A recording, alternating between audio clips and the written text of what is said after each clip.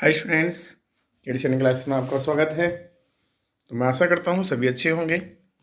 चलिए भाई, आज की वीडियो में हम जानने वाले हैं कुछ इम्पोर्टेंट क्वेश्चंस। ठीक है, तो चलिए भाई, इम्पोर्टेंट क्वेश्चनों को ध्यान से समझ कर चलेंगे।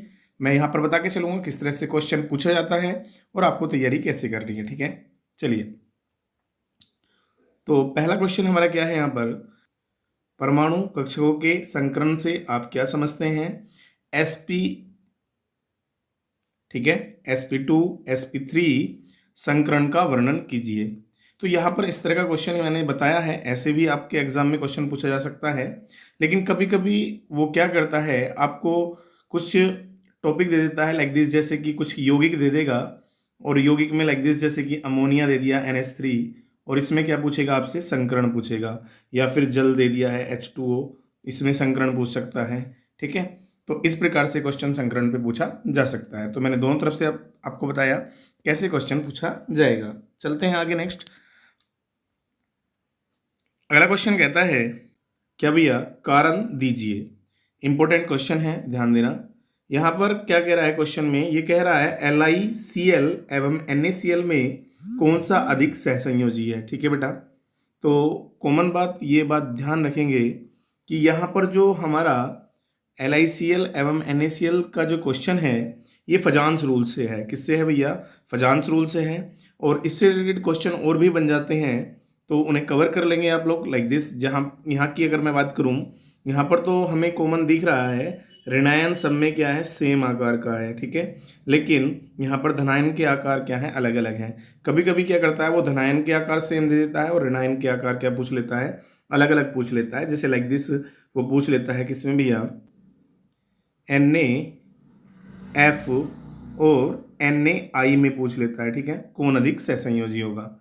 ठीक है ना, तो यहाँ पर क्या है हमारे पास कॉमन, यहाँ पर I निगेटिव का आकार अलग है और F का अलग है। ठीक है ना, मतलब ऋणायनों के आकार अलग हैं। तो आप लोग फजांस रूल से इसको तैयार कर सकते हैं। चलिए नेक्स्ट चलते हैं, अगला क्वेश्चन।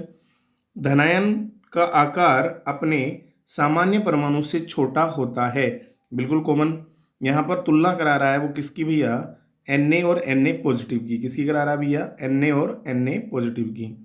ठीक है, Na और Na पॉजिटिव की तुलना करा रहा है। ठीक है, ऐसे हम कह सकते हैं। कभी कभी क्वेश्चन में पूछ लेता है ऋणायन के लिए, लाइक दिस पूछ सकता है। वो किसके लिए भैया, Cl और Cl नेगेटिव के लिए पूछ सकता है। ठीक है, तो इसलिए आप यहाँ से कवर कर सकते हैं।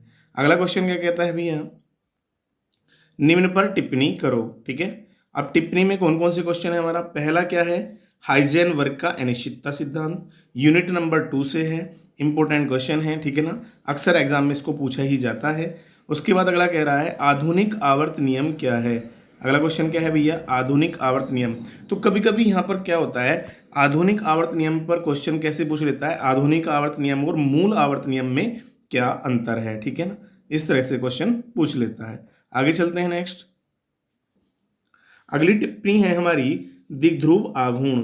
दिग्ध्रुव आघूर्ण मतलब डाइपोल मोमेंट हम इसको बोलते हैं, म्यू से इसको शो करते हैं। कभी कभी क्या है, यहाँ पर क्वेश्चन आपसे इस तरह का पूछा जा सकता है, लाइक दिस वो पूछ सकता है BeCl2 या BF3, या कभी कभी पूछ लेता है NH3 में कौन ध्रुवीय होगा, कौन सा अध्रुवीय होगा।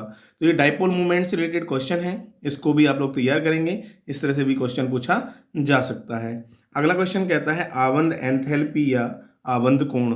तो आबंध एंथैल्पी या आबंध कोण दोनों में से एक पर टिप्पणी पूछ लेता है या क्वेश्चन पूछ लेता है। ठीक है ना, तो इसे आप तैयार करेंगे, यूनिट नंबर 4 से ही है। अगला क्वेश्चन कहता है हमारा क्या भैया, निम्न में विभेद कीजिए। बेटे विभेद का मतलब यहाँ पर क्या होता है, अंतर होता है। तो वो विभेद ना कह के अंतर भी पूछ सकता है। अब वो किस किस में यहाँ पर विभेद करवा रहा है, सिग्मा एवं पाई आबंध में। ठीक है, तो सिग्मा एवं पाई आबंध में विभेद करने के लिए नॉर्मल से आपको सिग्मा पाई बंध पढ़ना होगा, जो ओवरलैपिंग का क्या है, एक सिद्धांत है। लाइक दिस संयोजी यौगिक के जो प्रकार होते हैं वो 2 प्रकार के होते हैं, एक सिग्मा और पाई आबंध। ठीक है, उसके बाद अब यहाँ पर एक क्वेश्चन और पूछ लिया जाता है सिग्मा बंध और पाई बंध से, लाइक दिस जैसे कि CH4 है। ठीक है ना, तो CH4 में क्या पूछ लेता है, वो सिग्मा और पाई बंध पूछ लेता है। ठीक है ना, इसमें कितने सिग्मा और कितने पाई बंध होंगे। तो सिग्मा पाई बंध निकालने के लिए आपको क्या करना होता है, इसकी स्ट्रक्चर बनानी होती है और प्रत्येक कार्बन से इस तरह से हाइड्रोजन बॉन्ड जोड़ने होते हैं, ठीक है। और जोड़कर हम क्या कर सकते हैं, इसकी स्ट्रक्चर का पता लगा सकते हैं। इसमें टोटल कितने सिग्मा होंगे भैया, 4 सिग्मा बॉन्ड होंगे। कितने होंगे, 4 सिग्मा होंगे, क्योंकि 4 सिंगल बॉन्ड आ रहे हैं। चलिए आगे चलते हैं नेक्स्ट। अगला क्वेश्चन कहता है भैया आयनन एंथैल्पी एवं इलेक्ट्रॉन लब्धि एंथैल्पी में क्या अंतर है, ठीक है। यदि मैं आपसे कहूं या इनमें विभेद कीजिए, कभी कभी क्या होता है वो आयनन एंथैल्पी और इलेक्ट्रॉन लब्धि को अंतर के रूप में न पूछकर कॉमन ऐसे पूछ लेता है, आयनन एंथैल्पी से आप क्या समझते हैं, आवर्त और वर्ग में इसका क्या परिवर्तन है। या फिर इलेक्ट्रॉन लब्धि को पूछ लेता है, इलेक्ट्रॉन लब्धि से आप क्या समझते हैं, इलेक्ट्रॉन लब्धि का आवर्त और वर्ग में क्या परिवर्तन है। इस तरह से क्वेश्चन भी पूछ लेता है। नेक्स्ट क्वेश्चन हमारा कहता है भैया क्या, उत्सर्जन स्पेक्ट्रा क्या है, उत्सर्जन स्पेक्ट्रम एवं अवशोषण स्पेक्ट्रम में क्या विभेद है। तो ध्यान देना, उत्सर्जन स्पेक्ट्रम और अवशोषण स्पेक्ट्रम दोनों किससे रिलेटेड है, हमारे यूनिट नंबर 2 से हैं, ठीक है ना, और स्पेक्ट्रम से रिलेटेड है, ठीक है। चलिए इन्हें यहां से तैयार कर लेंगे, चलते हैं आगे नेक्स्ट। अगला क्वेश्चन कह रहा है भैया, इंपोर्टेंट क्वेश्चन है भैया, हाइड्रोजन आबंध से आप क्या समझते हैं, या हाइड्रोजन आबंध क्या है। इस तरह से भी क्वेश्चन पूछ सकता है। समझाइए, H2O एक द्रव है तथा H2S गैस है, ठीक है। तो कॉमन हम यहाँ पर बता सकते हैं, H2O द्रव होने का कारण हाइड्रोजन बॉन्ड होते हैं, क्योंकि इनमें अंतरणुक हाइड्रोजन बंध पाए जाते हैं। जबकि अगर हम बात करते हैं H2S की, तो सल्फर की इलेक्ट्रोनेगेटिविटी कम होने के कारण सल्फर हाइड्रोजन के साथ हाइड्रोजन बॉन्ड नहीं बना पाता, इसलिए क्या है यहाँ पर ये गैस है, जबकि ये यहाँ पर द्रव है। ओके, चलिए हाइड्रोजन बंध भी पूछ सकता है, या फिर आपसे क्वेश्चन पूछ सकता है हाइड्रोजन बंध के प्रकार क्या होते हैं, उदाहरण सहित वर्णन कीजिए, ठीक है। चलिए आगे चलते हैं। अगला क्वेश्चन कहता है, डी ब्लॉक और एस ब्लॉक के तत्वों की प्रमुख विशेषताएं लिखिए, ठीक है। तो कॉमन कभी भी याद रखना, डी ब्लॉक पर यहाँ क्वेश्चन जरूर पूछता है। वो डी ब्लॉक के तत्व को संक्रमण तत्व क्यों कहते हैं, तो हम कॉमन कह सकते हैं रिक्त डी कक्षक उपस्थित होने के कारण हम इसको क्या कहते हैं, संक्रमण तत्व कहते हैं। और कभी कभी एस ब्लॉक के बारे में पूछ लेता है या इसकी विशेषताएं पूछ लेता है, तो इसको भी आप कवर करके चलेंगे, यूनिट नंबर 3 से है। आगे चलते हैं नेक्स्ट क्वेश्चन। पॉली का आवर्जन सिद्धांत क्या है, इसकी व्याख्या करो, ठीक है बेटे। पॉली का आवर्जन सिद्धांत जो है हमारा यूनिट नंबर 2 से है, ध्यान रखना। क्वांटम संख्या के बाद जो आता है पॉली का आवर्जन सिद्धांत आता है। आगे चलते हैं नेक्स्ट क्वेश्चन, इंपॉर्टेंट क्वेश्चन है भैया। ये क्वेश्चन क्या कहता है, Cr3 पॉजिटिव Mn2 पॉजिटिव के इलेक्ट्रॉनिक विन्यास लिखिए और प्रत्येक में उपस्थित अयुग्मित इलेक्ट्रॉनों की संख्या ज्ञात कीजिए। तो आप इलेक्ट्रॉनिक विन्यास निकालने के बाद अंतिम इलेक्ट्रॉन जिस सेल में प्रवेश कर रहा है उसी कक्षक के अंदर हम इलेक्ट्रॉन को एंटर कराएंगे। अगर पूर्ण युग्मित हो जाते हैं तो कैसे हैं, हमारे युग्मित हैं, और अगर खाली रह जाते हैं, सिंगल जोड़ा नहीं बनता है, इस तरह से भैया, इस तरह से जोड़ा नहीं बनता है, तो इसका मतलब क्या है, हमारे अयुग्मित हैं, ठीक है। चलिए आगे चलते हैं नेक्स्ट। चलिए अगला क्वेश्चन कहता है, रेडॉक्स अभिक्रिया क्या है, उदाहरण देकर समझाइए। हालांकि आप लोगों ने इसे 10th में भी पढ़ा है, लेकिन ये आपकी सेकंड बुक की फर्स्ट यूनिट का एक क्वेश्चन है, अक्सर एग्जाम में से पूछा जा सकता है अगर आपकी यूनिट नंबर 1 आ रही है, ठीक है। चलिए आगे चलते हैं नेक्स्ट। बोर के परमाणु मॉडल के अभिलक्षण दीजिए, ठीक है। तो बोर का परमाणु मॉडल आपने यूनिट नंबर 2 में पढ़ा है, इंपोर्टेंट है। कभी कभी इसके पास्चुलेट के रूप में या अभिलक्षण के रूप में पूछ लेता है, ये कभी कभी इस पर न्यूमेरिकल भी पूछ लेता है, ठीक है। चलिए आगे चलते हैं नेक्स्ट क्वेश्चन। ये हमारा न्यूमेरिकल है और फर्स्ट यूनिट से है, ठीक है। 20 ग्राम चीनी को जल की पर्याप्त मात्रा में घोलने पर उसका आयतन 2 लीटर हो जाए तो चीनी के इस विलयन की सांद्रता, सांद्रता बोले तो यहाँ पर पूछ रहा है भैया ये मोलरता, क्या पूछ रहा है, मोलरता। क्यों, क्योंकि हमारे पास मोलरता इसलिए पूछ रहा है सांद्रता के रूप में, क्योंकि यहाँ पर क्या दिया है भैया, इसने आयतन दिया है 2 लीटर, ठीक है। चलिए कर सकते हैं आप लोग क्लियर, आगे चलते हैं नेक्स्ट।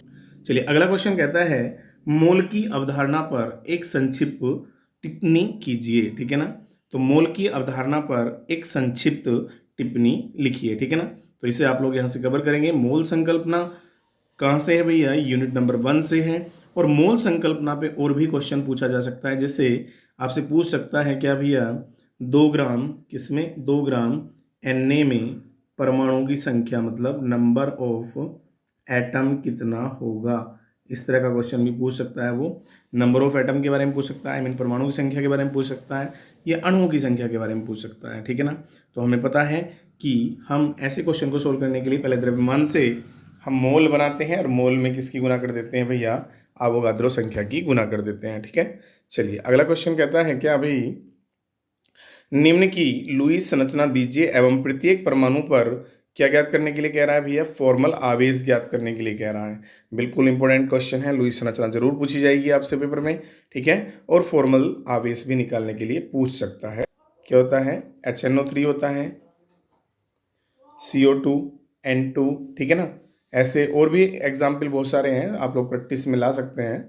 अगला क्वेश्चन कह रहा है हमारा, N2 के लिए आणविक ऊर्जा स्तर आरेख एवं बंद ऊर्जा की गणना करो। तो भैया ये मेरा क्वेश्चन किससे है, molecular orbital theory, I mean MOT मैं इसको शॉर्ट में बोल सकता हूँ, वहाँ से क्वेश्चन है। कभी कभी ऐसा होता है N2 की जगह वो पूछ लेता है किसके बारे में भैया, O2 के बारे में पूछ सकता है, या O2 नेगेटिव के बारे में भी पूछ सकता है।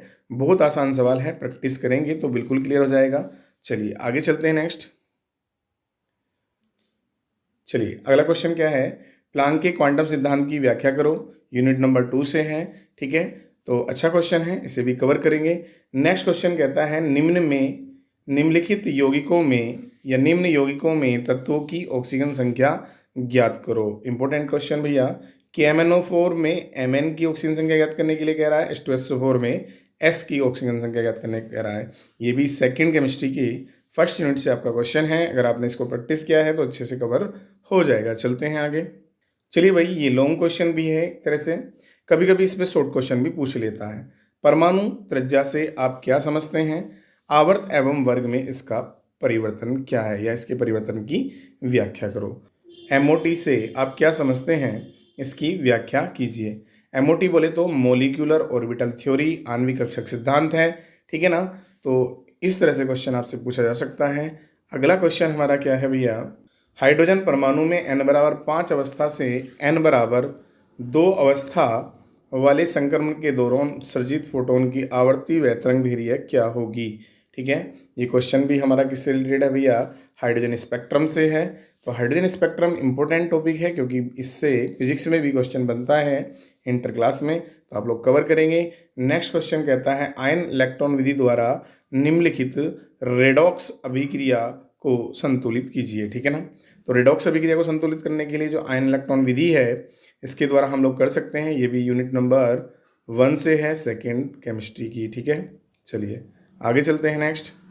क्या रिएक्शन है हमारे पास, इस तरह से हमारे पास रिएक्शन है, MnO4 पे 1 negative, SO2 Mn2 positive, HSO4 पे नेगेटिव, ठीक है ना। ये अम्लीय माध्यम में क्या करनी है, हमको संतुलित करनी है, ठीक है। चलिए आगे मैं एक बात और आपको बता देता हूँ कि ज़्यादातर हमारे पास यहाँ पर मैंने एक क्वेश्चन नहीं दिखाया है, इम्पोर्टेंट क्वेश्चन है, और वो काय पर है भैया, हमारा क्वांटम संख्या पर, ठीक है ना। तो क्वांटम संख्या पर आप क्वेश्चन कवर कर सकते हैं, ठीक है।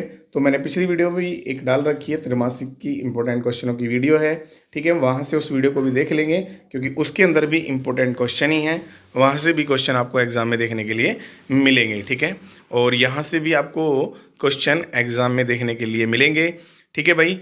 और अगर मैं आपसे एक बात और बता देता हूँ कि जैसे कि इसमें यहाँ पर 2-3 टॉपिक आए हैं, MOT, विस्पर थ्योरी, ठीक है ना। तो ये इसकी वीडियो भी मेरी पड़ी हुई हैं, हालांकि मैं कोशिश करूँगा 11th क्लास की भी जल्दी ले आऊँ, लेकिन बाकी BSc केमिस्ट्री में, ठीक है ना, MOT और हमारा विस्पर थ्योरी, लुईस स्ट्रक्चर, ये सभी वीडियो पड़ी हुई हैं, ठीक है।